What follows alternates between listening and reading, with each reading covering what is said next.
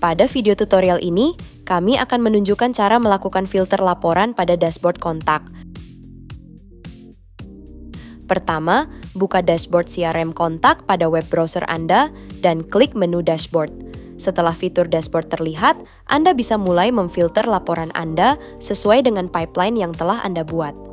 Kemudian Anda juga dapat melakukan filter pada laporan dari setiap tim ataupun user yang telah dibuat. Setelah elemen filter sudah sesuai, klik Submit untuk dapat melihat hasil filter laporan yang sesuai dengan pilihan Anda. Demikian penjelasan mengenai cara memfilter laporan pada halaman dashboard kontak. Untuk mempelajari fitur ini lebih lanjut, kunjungi Kontak Guidebooks. Di sini Anda juga dapat mempelajari seluruh fitur Mekari Kontak. Jika Anda membutuhkan informasi lainnya, silakan menghubungi tim support kami.